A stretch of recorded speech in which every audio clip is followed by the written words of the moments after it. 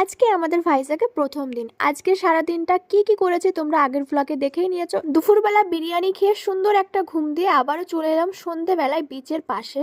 সমুদ্রের ঢেউয়ের সাথে অনেকক্ষণ খেলাধুলা করে চলে এলাম পাড়ে।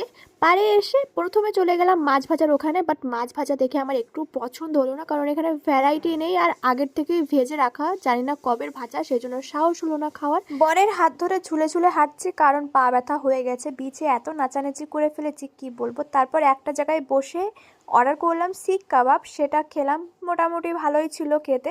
আজকে প্রথম দিন রাতে আমরা অনেক কিছু দেখেছি ভাইজ্যাগে এসে, সেগুলো তোমাদের নেক্সট মিনি ভ্লগে আমি দেখিয়ে দেবো। বাট এখানে যদি তোমরা সি ফুডের মজা উপভোগ করতে চাও তাহলে এখানে সেরকম কিছুই পাবে না, তার জন্য দীঘায় এত পুরি ওয়েস্ট।